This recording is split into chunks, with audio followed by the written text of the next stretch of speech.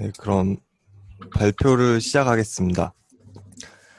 이번에는 다 잘 아시겠지만 배치 노멀리제이션이란 논문이고요. 목차는 다음과 같습니다. 딥러닝에서 문제라고 정의되는 인터널 커베리어트 시프트를 설명드리고 배치 노멀리제이션이 어떻게 사용이 되는지, 그리고 장점, 실험, 그리고 간단한 다른 방법들에 대한 소개로 이루어져 있습니다. 일로 와, 이거. 네. 뉴럴 네트워크는 이제 파라미터가 많기 때문에 학습이 어렵습니다. 이것을 이제 레이어 단위로 봐서 인풋 레이어, 히든 레이어, 아웃풋 레이어로 표현을 할 수 있는데, 딥러닝 같은 경우는 히든 레이어가 이제 더 많아서 학습이 더 어려운 경우입니다. 이게 왜 학습이 어렵냐면은 웨이트의 조그만 변화가 가중돼서 쌓이면은 히든 레이어가 높아질수록 그 값의 변화가 크기 때문인데요. 예를 들어서 이런 식으로 기존의 웨이트와 조금 다른 식으로 변형이 된다면은 이제 단순히 위치로만 이제 표현을 했지만 기존의 값과는 좀 다른 히든 레이어 값을 가지게 될 것입니다. 또는 이런 식으로 더 다른 값을 가질 수가 있겠죠.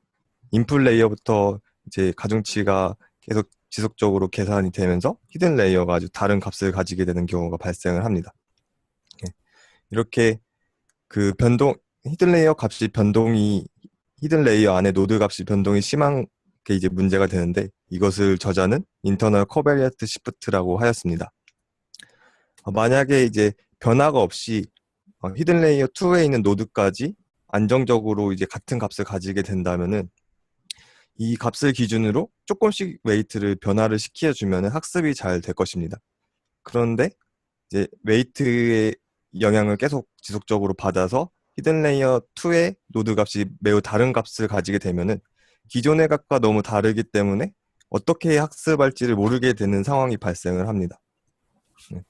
이것을 다른 경우에서는 트레이닝 셋의 분포하고 테스트 셋의 분포가 다르다면은 학습이 안 되는 것 같이 이제 딥러닝의 웨이트를 학습하는 것도 이제 처음에 학습했던 노드의 분포와 그 다음에 학습하는 분포가 이제 너무 다르다면 학습이 잘 안 되게 되고, 이것을 저자는 인터널 코베리어트 시프트라고 정의를 하였습니다.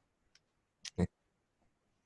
말씀드린 대로 트레이닝 할 때마다 이제 다르게 되는 경우이고요. 히든 레이어의 그 상단으로 갈수록 노드의 분포의 변화가 더 심해지게 됩니다. 그래서 이런 것을 해결하기 위하여 이니셜라이저는 처음에 아주 잘해주고 값을 너무 많이 바꿔버리면 히든 노드의 값이 매우 많이 변화가 할 수 있기 때문에 매우 적은 러닝 레이트 값을 사용을 합니다. 그런데 이제 케어풀 이니셜리제이션은 RBM 같은 걸로도 할 수 있지만 좀 귀찮고 어렵기도 하고, 스몰 러닝 레이트를 사용하게 되면 학습이 매우 더디게 되면서 로컬 포인트에 빠지게 되는 위험이 있습니다. 따라서 이런 것을 해결하기 위해서 인터널 커버리어트 시프트를 해결하기 위해서 배치놈이 제안이 되었는데요. 네. 배치놈은 가정하는 것이 이제 이렇게 웨이트 값이 가중돼서 히든 노드의 값이 이제 변하는 게 아니라 변하는 범위가 적으면은 학습이 잘 될 것이라는 것을 가정을 하고 있습니다.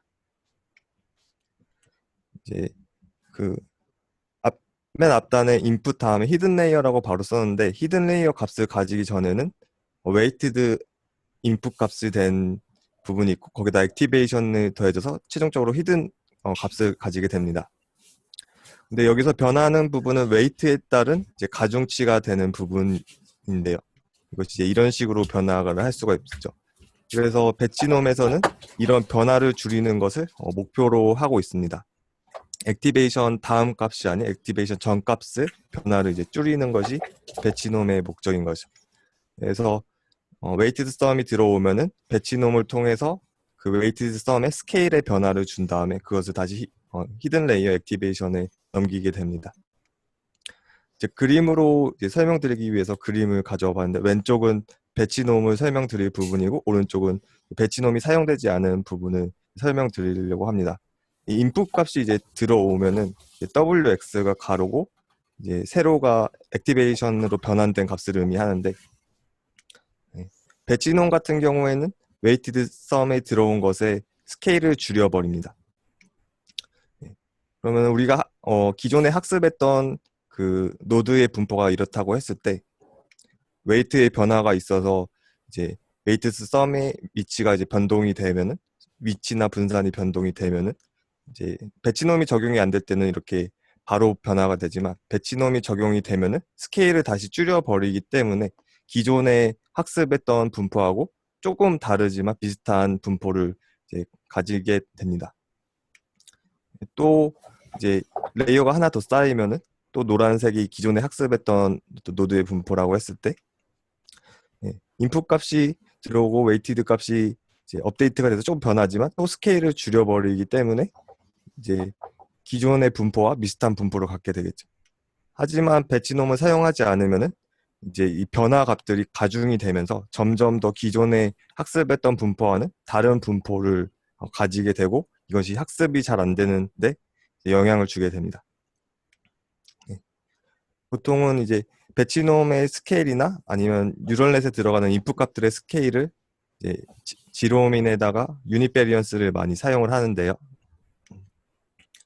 만약에 이게 이 범위가 0 이상이 되면은 논리니어한 성질을 갖지 못하고 0 이하가 되면 아예 0 값으로 죽어버리기 때문에 0을 기준으로 약간 대칭이나 살짝 비대칭한 값을 많이 사용을 합니다. 시그모이드 같은 경우는 너무 극단으로 가면은 이제 베니싱 그레이트 문제가 생길 수 있기 때문에 이제 0 주변에서 사용을 하고요. 이제 분산이 이제 1인 이유는, 1이라는 것은 어떤 상징적으로 제가 봤을 때는 조그만한 베리언스라고 생각을 하는데, 만약에 이 분산이 크게 되면은 범위를 크게 스케일 범위를 크게 잡으면은 인터널 코베리언트 시프트가 일어날 수 있는 가능성이 있기 때문에 이렇게 크게 좋지는 않습니다. 또 시그모이드는 앞에서와 마찬가지로 베니싱 그레디언트 영역에 이제 속해버릴 수가 있기 때문에 분산을 약간 줄여주는 것이 좋고, 대표적인 값으로 지로빈의 유닛 베리언스를 많이 사용을 하게 됩니다. 그래서 앞에서는 레이어 단으로 이제 표현을 해봤는데, 이 배치놈이 적용되는 것은 이 레이어 기준으로 되는 것이 아니라 그 레이어 안에 있는 노드 기준으로 웨이티드 썸에 대한 이제 노멀라이제이션을 하게 됩니다. 식은 이렇게 되는데요.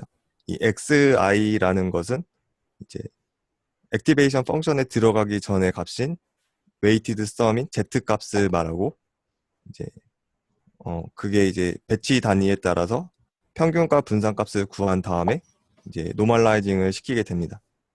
여기 있는 에타 값은 분산이 막 많이 변하는 것을 조금 조절하기 위해서 넣어주는 상수값이라고 보시면 될 것 같습니다.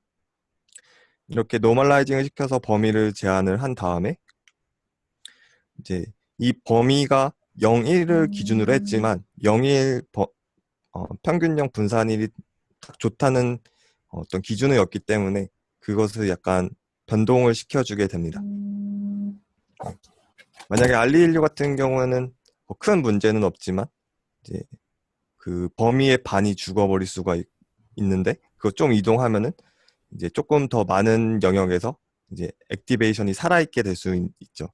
이것보다 이제 시그모이드에서는 만약에 범위를 잘못 잡으면은 우리가 논리니어티를 반영하려고 액티베이션을 사용을 하지만 논리니어하지 않은 리니어 값만 사용하게 될 수가 있습니다. 그래서 이런 것을 보완하기 위해서 그 노멀라이징하는 스케일 범위를 조금 넓혀주거나 줄여주는 작업을 하게 됩니다. 이런 이제 감마나 베타 같은 스케일 시프트 파라미터 같은 경우는 백프로파게이션을 통해서 이제 학습이 가능합니다. 그래서 이제 배치놈의 장점은 이렇게 코베리언트 시프트가 없기 때문에 러닝 레이트를 올려더라도 안정적으로 학습이 되고, 이니셜라이제이션을 막 엄청 잘하지 않더라도 학습이 잘 되는 성향이 있습니다. 그리고 또 레귤라이제이션 이펙트가 있는데, 드롭아웃을 크게 쓸 필요가 없다고 저자는 말합니다. 왜냐하면은 이제 미니 배치에 들어가는 평균값 분산값, 그리고 거기에 들어가는 어떤 벡터 값들이 지속적으로 변하는 과정에서 분포가 살짝씩 변하기 때문에 그것을 not deterministic하고, 제 생각에는 약간의 화이트 노이즈를 주면 학습이 더 잘 되듯이 그런 효과로 이제 레귤라이제이션 이펙트가 있는 것이 아닌가 이렇게 생각이 됩니다. 이제 실험인데요.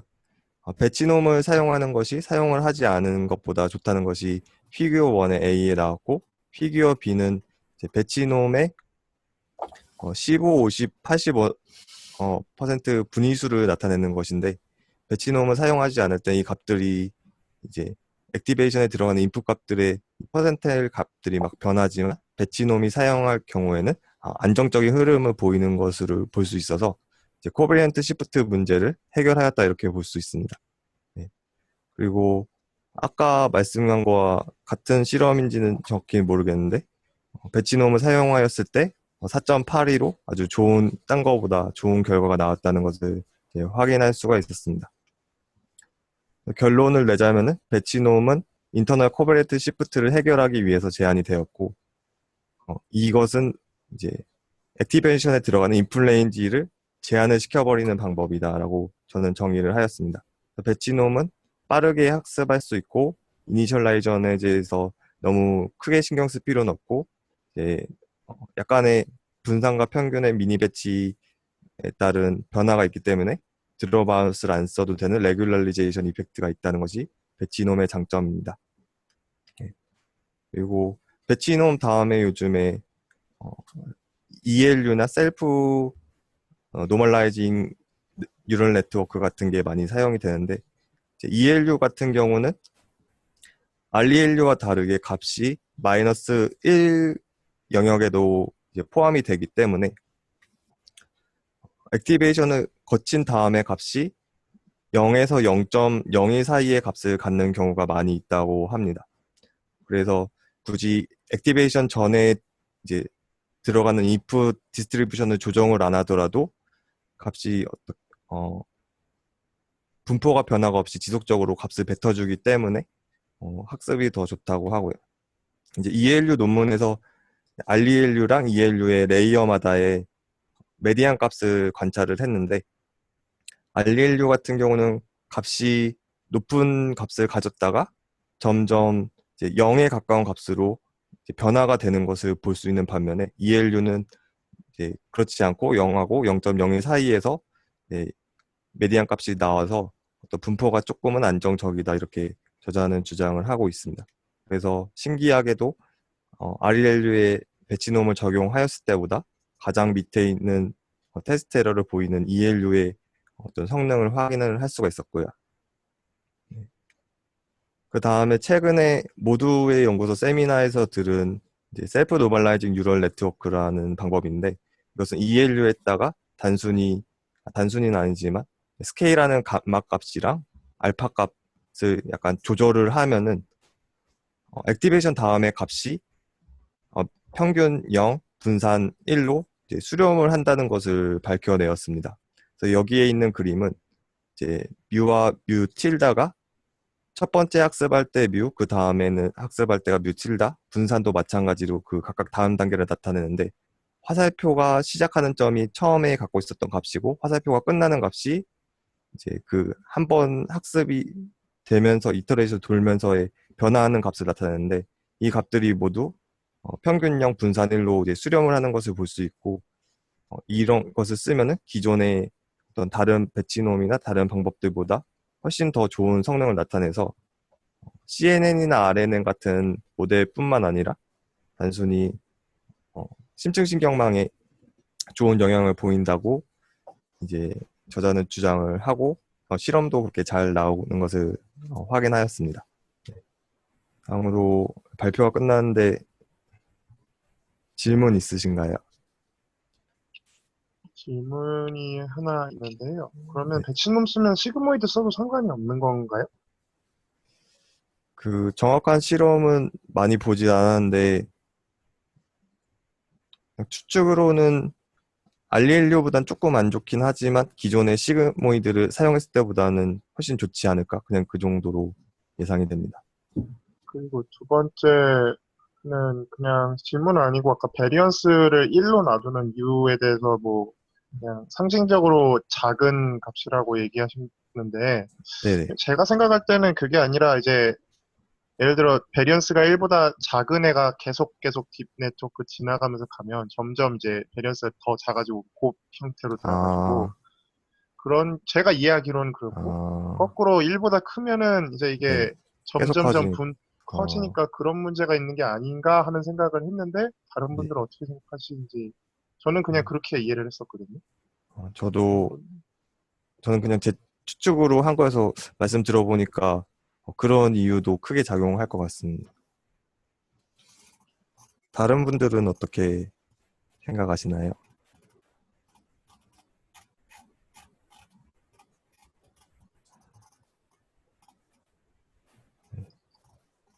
음, 그 문제는 또 다음에 기회가 있으면은 어, 같이 생각해 보면 좋을 것 같습니다. 예, 네, 그렇게 하시죠. 네. 혹시 더 질문 있으신가요? 네. 없으시면 오늘은 배치놈 여기서 마치도록 하겠습니다. 네, 고생하셨습니다. 수고하셨습니다.